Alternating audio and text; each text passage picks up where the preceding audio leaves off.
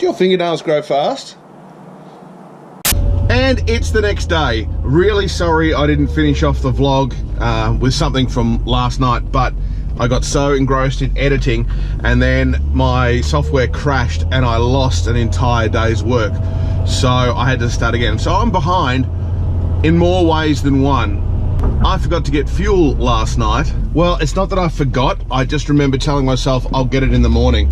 And of course then, because I was up so late, I didn't want to get out of bed, and I have to go early today to swap with Dangerous Dave because he had to go to Sydney last night for a Ryan Adams showcase. So he's doing the afternoons, I'm doing the mornings, but I've still got to go to the service station and get some fuel and then get to work. Oh, I love the morning traffic. Isn't it fun?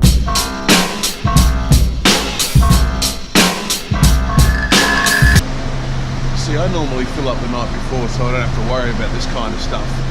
Why do I do this to myself?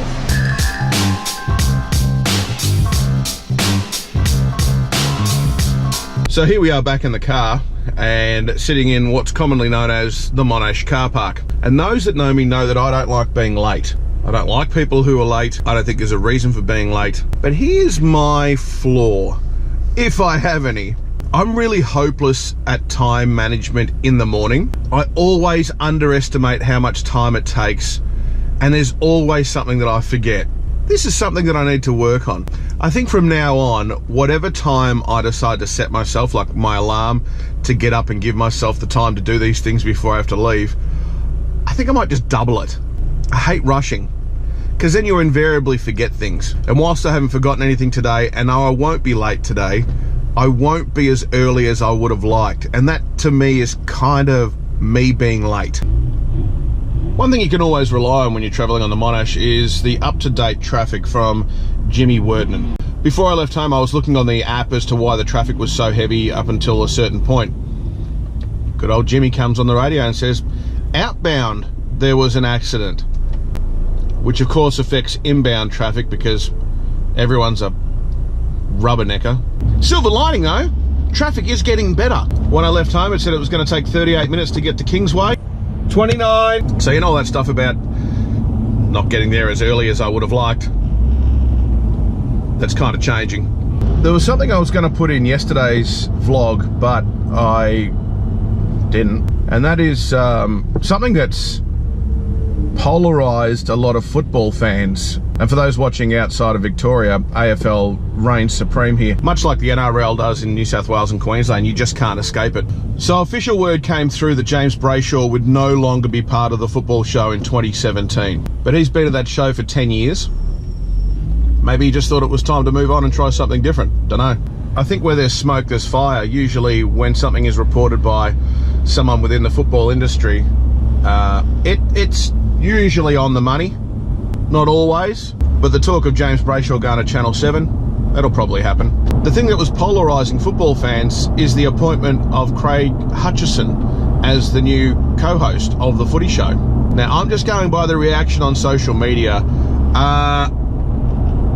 and unfortunately, it hasn't been positive at all, which I think is grossly unfair. I've only met Hutchie a few times through the radio and at events.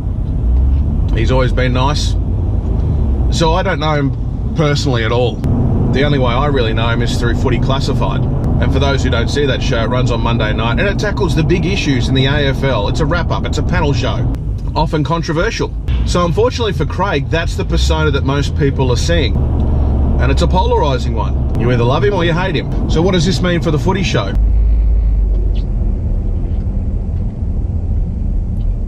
I think including Rebecca Madden to the panel of the Footy Show was an excellent idea. And the reaction has been mixed. Of course, negative at the start. No one likes change. Like any new job, Rebecca has to find her way, and I think she's done that in 2016. I think she's fantastic. Hutchie's going to roll straight into this job pretty easily. He's hosted TV shows for a long time. Will people warm to him like James Brayshaw? Will he be part of that crew that you see? Maybe.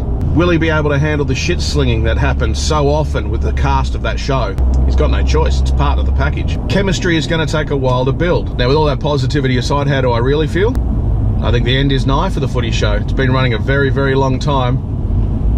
And if social media is anything to go by, it's normally the very loud minority. Maybe it does need a complete revamp. I don't know. I mean, how do you change a winning formula like that? Maybe it really is just a changing of the guard and things will roll on. I don't know. But at the very least, I'm going to give it a shot.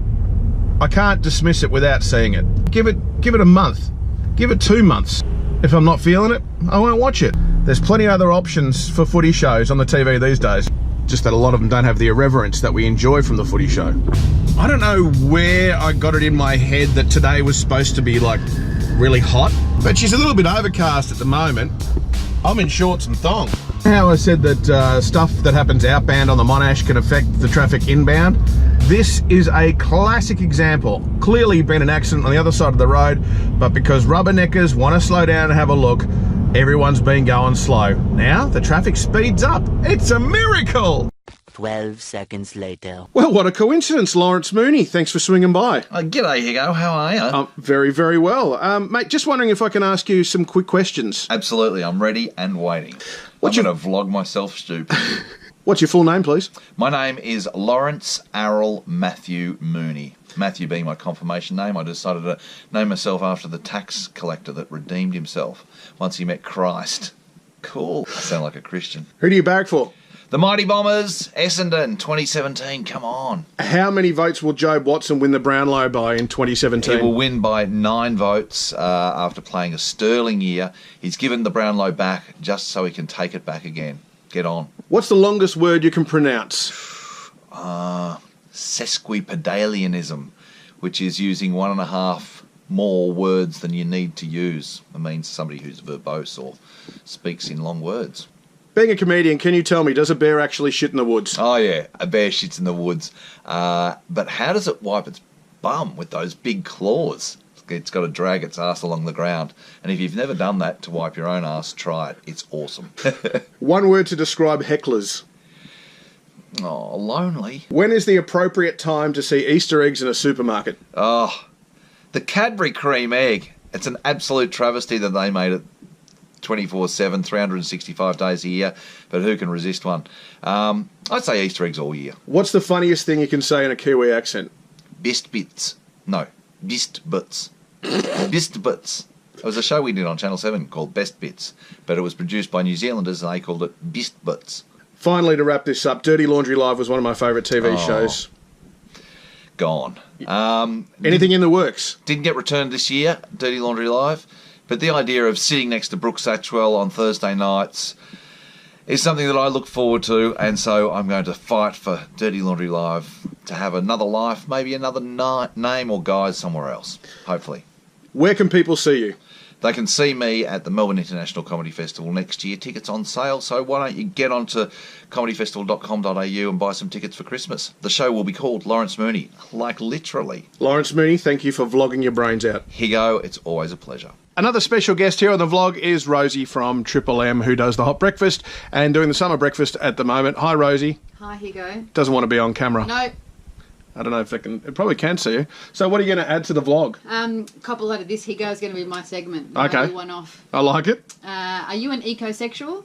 I don't even know what that is. Yeah, good. Neither did I until today. Right. It's a new sexual movement. About 100,000 identify with being ecosexual. It's gaining popularity in the last decade or so, where devotees make their sex lives more carbon neutral and sustainable.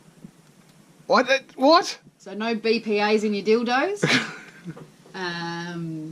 Maybe have a biodegradable Right.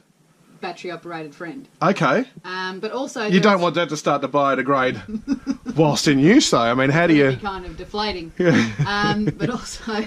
I'm reading from a woman who helped coordinate the ecosexual event in Sydney last month. Yes. There are some who roll around in the dirt having an orgasm covered in potting soil. And there are people who fuck trees or masturbate under a waterfall. So, while some are fucking the earth for bad, these people are fucking it for good. Wow. Ladies and gentlemen, Rosie, thank you very much. A lot of that, Higgo. I've copped it. Interesting segment. Might have to get that sponsored.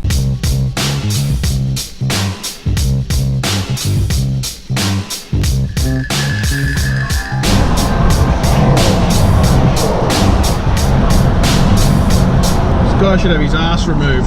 Sitting in the right lane, doing the same speed as the guy in the lane next to him. Overtake, or fuck off! A few inches later. So this feels a bit weird after the last few weeks. I'm actually home in the afternoon and I'm wondering, what the hell do I do with my time? Why not wash the car? Why not do some washing? Why not wash myself? I'm going to make myself some lunch. I'm going to put my feet up and watch a little bit of the cricket. I've got to make an inquiry about the NBN and how much it takes to set it up at my house, because now that I'm uploading these videos, it takes me seriously 2 hours to upload like an 8-minute video to YouTube. That's insane. That's how poor the internet is here. I've got to get onto that 100 megabits per second dealio. That's the business.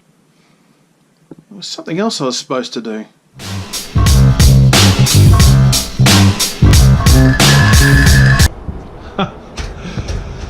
I know what it was. How about I edit some vlogs and get up to date?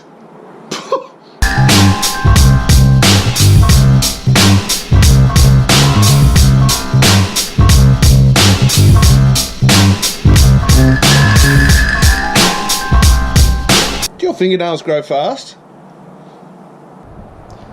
Mine grow out of control.